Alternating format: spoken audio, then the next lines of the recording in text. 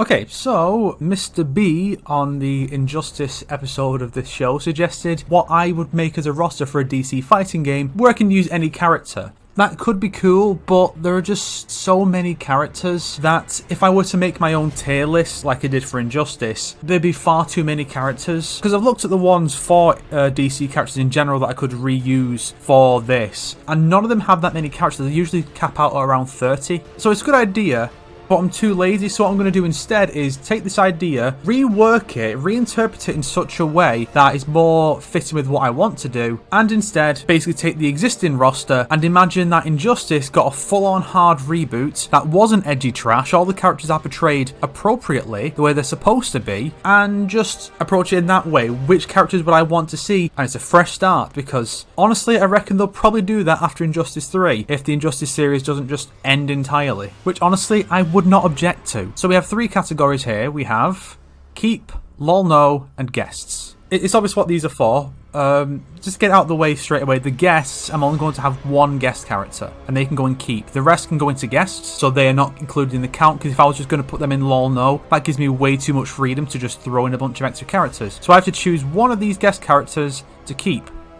I mean, let's be honest. As much as it can be kind of cool to have the MK characters interact with the DC characters again, no, we don't need to bring these guys back. Plus, it seems like the whole idea of redesigning Scorpion to look like a DC character, that was kind of the one time it worked out, and Raiden and Sub-Zero look kind of naff. I mean, it could be interesting to see what Jim Lee could come up with for Liu Kang, assuming he's the one who redesigned Raiden and Sub-Zero. I don't know if he did. I know he did Scorpion. So now we have to look at the characters that have to go in, obviously. I mean, obviously, you have to have the Trinity and the core Justice League members. So you have to have the Trinity, then you need to have a Green Lantern and a Flash. I mentioned last time that for me, Hal Jordan is Green Lantern, but I'm going to put John Stewart in this time just because we've had Hal in this one, he's gotten the focus as Green Lantern. Going for a reboot, I think that letting John be the Green Lantern instead is not a bad idea. A lot of people would really appreciate that, and we can give Hal a rest. Not to say that Hal would not be in the games at all, but I feel like this would be a setting where Hal has perhaps retired as Green Lantern, or maybe he would come back if we're going to do like the Parallax story or something. But by and large, Hal Jordan is not Green Lantern anymore, John Stewart is. Likewise, Jay Garrick is retired, and I'm going to say so is Barry. We're going to give Wally the Flash slot this time. He gets to be the guy. One little detail though is that just because we have the characters who are Premier Skins or mobile characters with the same moveset, for this reboot they can have their own completely distinct moveset. So I could put in Barbara, Cassandra and Kate and give them all completely distinct movesets. I'm not going to, but it is a thing I can do here. Now, the characters who are in LoL, no, that's not necessarily mean that they would not be in this setting at all. I mean, they can be in cutscenes, they can be Premier Skins, but they're not going to be in with their own distinct movesets, at least not in the first game in this new series. So now we're going to pick some villains as well. One for each of these heroes. So the Batman villain, the first Batman villain. You know, Joker's like the one, if you're going to have one Batman villain, it would have to be Joker. I mean, some people might say, well, Catwoman, but when was the last time Catwoman in the main universe was actually a villain? This is the thing that bugs me with NetherRealm and Midway, is that Catwoman was considered a villain in MK vs. DCU, so she had fatalities. Like, she'd only killed one person, to my knowledge, and that was a guy who tortured her sister. I'm pretty sure Selina was well within her rights to shoot the fucker dead. And then for Injustice Mobile, they did this pack that was for villain costumes that you could get, and one of them was Arkham Knight Selina. Like, no, absolutely zero case for an argument. Arkham Knight Selina is not a bad guy. Where the fuck do you even get these stupid ideas? But if we're all going to have one Batman villain, it has to be the Joker. I am sick of seeing Joker everywhere, but I'm going to put him in here. I mean, he can always appear once and then just be dealt with, and then a new villain would be put in for Injustice B, I guess. Oh god, I can actually imagine them going Injustice 3, Injustice, Roman numeral 2, and just go like that. I don't know why they don't just put DC in the title, it would be way better. Lex is the obvious villain for Superman, and then for Wonder Woman, between Ares and Cheetah, it's tough, but I'm going to give it to Cheetah. I feel like Ares is more of a main villain type. You know, if you're going to have the final boss, Ares is the kind of character who should be in that kind of role, not just a generic villain, you know, a run-of-the-mill guy that the hero fights all the time. I'm going to put in Captain Cold for Flash. because, you know, you want to have some variety for it, and the characters might be overhauled in terms of movesets and stuff, but you really don't want to have just speedsters all the time. There's still room for Thorn to be in, but he's not going to be the sole Flash villain, because you don't want it to turn into the Flash TV show where the first 3 season antagonists are just evil speedsters with twist identities. Fuck that. Then for Green Lantern, much like last time, we're going to put in... I mean, Sinestro, I guess, is more of a Hal Jordan villain. I don't really know how villain distribution really goes in Green Lantern, if it's just this character is an enemy of all Green Lanterns. But I know Sinestro is generally closer associated with Hal. I mean, if you wanted to be edgy about it, maybe Sinestro killed Hal, and now John is going to try and avenge him. Almost like an inversion of the Injustice universe we have now. Then we're going to put in some other heroes. We're going to put in Green Arrow and Black Canary, because those two are... Wait, hang on. Sorry, because that row was full, and so it looked like it all bled into one. Sorry, I didn't mean to put you in lol. No, Ollie and Dinah, those two have to be there. And then we have the Aquaman. It's going to move the villains down a bit. That should make it a bit easier to keep track of the characters we've got in. So we can put in Black Manta as the Aquaman villain, because we want to have each hero having at least one villain. So then Green Arrow can have Deathstroke. Yeah, and yes, I know last time I categorised Slade as a Batman villain, but his primary rival, I feel, is Nightwing, who is a Batman character originally. And Deathstroke at this point has gotten so heavily associated with Batman through stuff like Arkham Origins, where he's the focus of most of the marketing material other than the stuff involving the Joker. And he's part of the League of Assassins now. And then you have the Green Arrow show, where, well, the show is basically a Batman show, but with Green Arrow instead. And yes, I know I also said Killer Frost was kind of a Flash villain. I know she's not, but in recent years she's become more and more heavily associated with the Flash. Okay, guys, let's just throw out some characters who are not going to be in it. We're not going to have the Arkham Knight, because that's dumb. I'm not going to have Barbara Gordon as Batgirl. She is already Oracle, if she does show up at all. She probably would, just to be a support character. Cyborg Superman. I mean, if we're going to have one evil Superman doppelganger, I feel like Bizarro's the one that should be in that role. Grid can get in the sea, so can White Canary. And there are some characters that I look at here and think they could be... They're not that interesting characters, but I feel like Doomsday is almost ideal as a sub-boss. You know, kind of like Goro in MK. Let's see... We don't really need that many big buff-mans. And we've got Croc, and we've got Doomsday, and then we have Grundy. So again, Croc's going to go, just because he doesn't have as much interest in going for him, and he's also a Batman villain. So it makes sense to get rid of him and keep around someone like Grundy or Doomsday in his place. Oh, let's keep my boy Shazzy. And along with him, Black Adam. I don't have a villainous counterpart for Black Canary yet, so... Does Black Canary even have her own distinct villains? That's something worth looking into, I think. I'll figure something out later. So for now, I'm going to throw in another Batman character. I feel like... Well, I've got Cheetah, so maybe not Selena. Selena's one of my first choices, but I don't know. I mean, you could put Mr. Freeze away, because he would play a lot like Captain Cold. I mean, again, you could completely overhaul the moveset, but as far as the base character concept goes, it's a man with an ice gun. There's not a lot you can really do to distinguish them. Because at least with, say, you know, Thorn and Wally, you at least have the idea that Thorn can have more brutal moves, where he's quickly going in and breaking bones, whereas Wally's more about dizzying people and incapacitating them. If we're going to have one Bat Lady, I'm going to say Cassandra. Because I feel like it just makes sense that you have a Batgirl instead of just having Batwoman. I feel like she doesn't fit as well as a Batgirl. A Batgirl is such an obvious thing to include in a Bat family in any given continuity. So then to go along with her as kind of a villainous counterpart, we can throw in Harley. And this version of Harley would just be a villain. She'd be on Joker's side. You can set up the potential for her to become less of a villain, maybe through interactions with Selena, or maybe Cassandra could even try and talk her down. But yeah, that's kind of the approach I'm going for.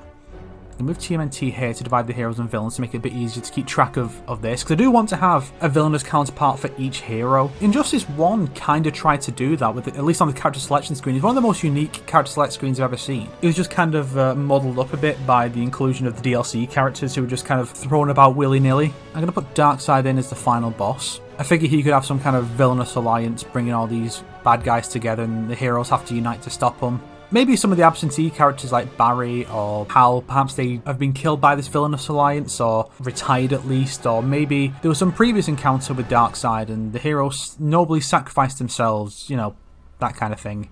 We can get rid of Terry. It's one of those things where I don't think the setting would last long enough for Terry to actually factor in. Because if you're going to do some kind of successor to Batman, it would probably just make more sense to have it be one of the Robins instead. Particularly Dick. Dick is a good Batman. There aren't really that many villains you can choose from that aren't just more and more Batman villains. No, looking at this thinking I could put in Hawkgirl or Martian Manhunter, but it's not really a villain that you could have as a counterpart to them. Okay, how about this? I'm going to put Vixen on the roster. And Cheetah will be her villainous counterpart, while Ares is Wonder Woman's. Again, he kind of fits better as main villain material, but you know, sometimes you have to take what you can get. Vixen would have a completely different moveset in this. She's not just Cheetah Premier Skin, she has her own fully distinct moveset with all these different powers and moves based on different animals, but the nature theme makes her and Cheetah make sense as adversaries. The story would also have a B-plot about the Titans, who are... Okay, put the turtles down here. Dick Grayson, Kara Zor-El, and then I'll put in Starfire, Raven, and Cyborg. So they are the Teen Titans, or the Titans, depending on how old you want them to be in this version. And they all have villainous counterparts too, such as Jason Todd, recently back from the dead, as Nightwing's rival. That's a pretty good concept, I think. If you have Power Girl, she in this version is more like the DCAU version, where she is... I'm pretty sure she was a clone of Supergirl, so you can go with that same idea here. I'll place Killer Frost. A bit younger in this version. She is the opposite of Starfire. That might change later. Then we have Enchantress as part of the villain team as the opposite for Raven. And then for Cyborg, that is, in fact, a tough one. Okay, I'll put Deadshot as Green Arrow's rival, sorry. And put Deathstroke on the anti-Titans team. It's his team. He's put it together. He's sought out Jason Todd, and he's got backing from someone who can clone Supergirl, I guess. And he's put this team together to take down the Titans. And that's kind of the B-plot. So now we need to start getting rid of a bunch of characters. Actually. Yeah, because Bizarro would play more distinctly from Power Girl. Maybe Supergirl becomes Power Girl later on in this timeline, but Bizarro isn't Supergirl's villainous counterpart on this evil team, the Anti-Titans. We've got two of the Robins. We don't need another one. At least not right now. Probably get rid of Batwoman. We're not going to put Thorn in, let's be honest. If we put in another Flash villain, it would be good old Grodd here. Dr. Fate, nah. I don't really care for him, to be honest. Brainiac can be saved for a sequel. He doesn't really have a place in this story that has Darkseid as the antagonist. I mean, at the same time, you could cut Darkseid and have Lex as the final boss instead, or something like that. Ooh, there's an idea. So these characters can always come back for a sequel or something, but for that, the actual roster for the first one, that's these characters, plus the Turtles. So the final boss of the game is Lex's new creation, Doomsday. Basically, it's a simpler story. It's just Lex leading a group of villains against the heroes, his own little Legion of Doom or secret society. Because not every superhero story needs to be about some world-ending threat. It's kind of tiresome, to be honest, so let's not do that. Doomsday kind of becomes that at the end, where Lex unleashes him to take out Superman, and Superman's like, I will still defeat you, Lex, because I am the Superman. But there's no character chapters, because that's shite. I'd say we've got enough of the Titans characters, so we don't really need Blue Beetle. I'm contemplating putting Firestorm in, which would then mean I need a new rival for Starfire, because Killer Frost has to be his rival, but I don't know who you could put in. And we don't have a big... Well, no, we have Doomsday, so we don't necessarily need Grundy. We don't need him as the big powerhouse character. Swamp Thing doesn't really have much of a place in the story, neither does Lobo.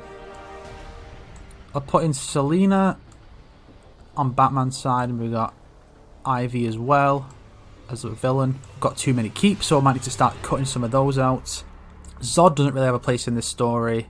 Neither does Atom, to be honest. I think I might just have to drop all these characters to trust, just can get in the sea. I was considering having Jessica Cruz maybe as a villain. You know, the whole power ring thing from, I think it was Forever Evil, where she was like possessed by the power ring before she became a Green Lantern properly. Scarecrow's fun, but it's probably best to let some trauma build up in some of the characters before then, and then you bring him in so we can exploit that. Zatanna can be saved for a sequel. I guess Martian Manhunter and Hawkgirl can be saved for a sequel. I'm still trying to decide which of these two Lightning Boys should be removed and which one should stay, but yeah, from the looks of it, I'm just going to have to drop both along with Firestorm and Grodd. I want to find a place for Grodd in the story, but I just can't think of one. So the current story goes like this. We have Lex Luthor putting together his team of villains who are going to go up against the heroes. Well, it does call into question, because I questioned this with in Injustice 1. How does Lex recruit Ares to his side? Sinestro, I think I pointed that out too, but I suppose it's not that unreasonable. I feel like Ares is the kind of character that wouldn't necessarily join up with Lex. He feels like more the kind of guy who would say, I'll join up, but I'm taking over. And if you don't let me take over, I'll just gank you. Because I'm looking at this more from a story perspective, more so than gameplay, but of course there is the gameplay perspective of you can't have too many big powerhouses. So if I remove Vixen, let's see, remove Vixen, remove Ares, Cheetah then becomes Wonder Woman's foe again. I still need someone to be Black Canary's enemy though, and then I need one more character to even things out. Power Ring would be a good one to put in. The problem is that, well, we've already got 2 lanterns, so you don't want to have the character be too similar. But you can find ways to make Jessica's light constructs very different from John's or Sinestro's. But still, I think that's a bit tough. Honestly, looking at this, because I've got most of the good Batman characters already in here, I don't want to do too many, but there aren't many villains here that I could really put up against Black Canary, unless I did like White Canary as some OC or goddamn Arkham Knight. So I think the best option as far as a villain for Black Canary would go would be maybe Bane, but I don't want Bane in the game. I'll go with Grundy. So you can imagine a bit where he's a big muscle man, he's like, rah! And she's like, Canary crying, he's like, oh no, I'm knocked over. Because there isn't really any other character you can put in there, any other characters who are actually villains, not just heroes made into villains for the sake of arbitrary edge. You need someone who makes sense as a villain. I'm not going to cut Black Canary. You might say, well, it's simple, just cut Black Canary. No, not having it. And that just leaves 1 slot left.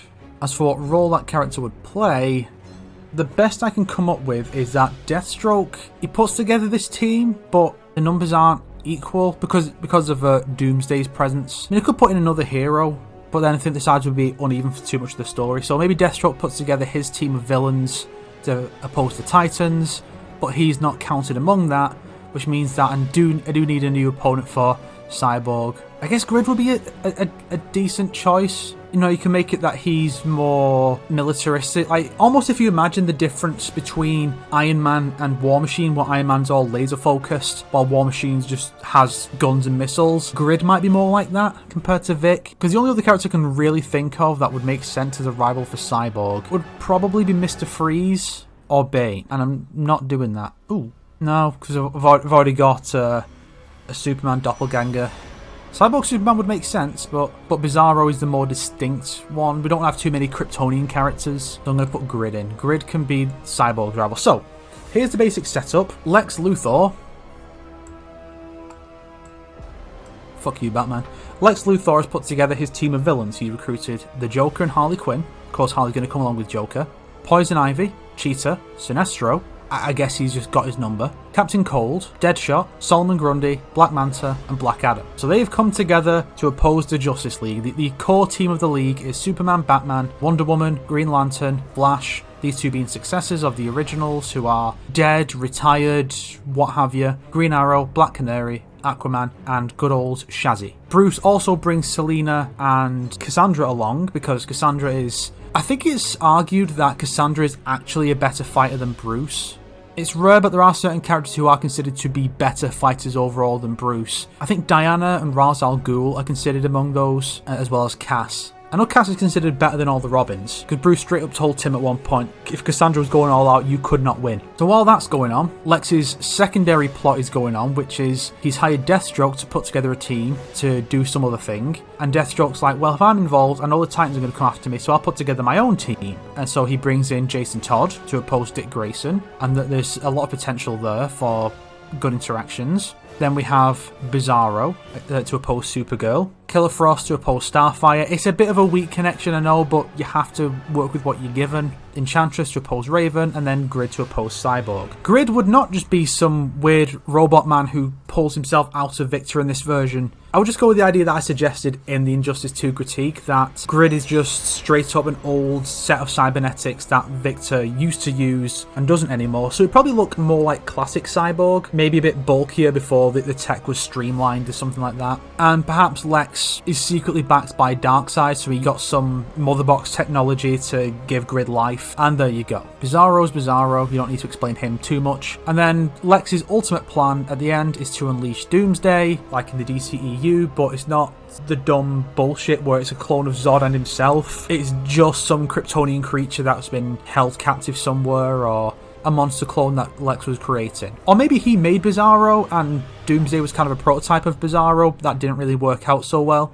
Either works. And the rest of these characters, there is potential for them to come back in sequels, particularly with a plot about bigger threats like Brainiac coming in and having Grodd helping him probably. And then you have the third in the trilogy, which kind of closes out this plot line, which is good old Darkseid with, where is he? Ares helping him out.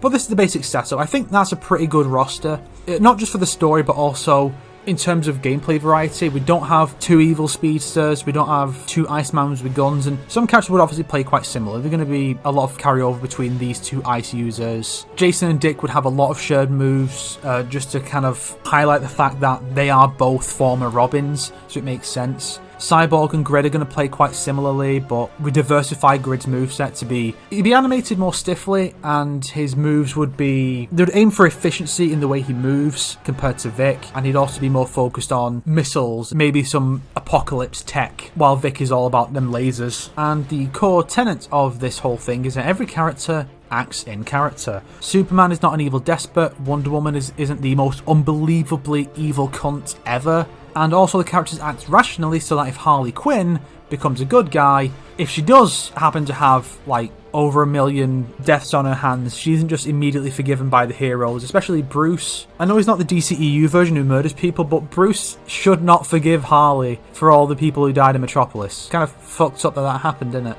So that's it for the Injustice pair. I do try to have Frost the Dusters come in pairs, so when I do Tekken and Soul Calibur, they'll be together. Dynasty and Samurai Warriors will be together. You know, that's kind of the approach I take with this, because somehow it just makes sense to do it that way. So yeah, here's hoping that after Injustice 3 has gotten all of its edgy shit out of the way, that if NetherRealm does make another DC fighting game in 2025 or so, hopefully it will be something worthwhile, something worthy of the DC name and brand of these characters, these legendary, iconic characters who've worked just fine for decades and did not need to be reimagined as the workings of a 14-year-old edgelord tryhard. It's like after the crossover, DC and MK both just took on the worst traits of the other. It's awful.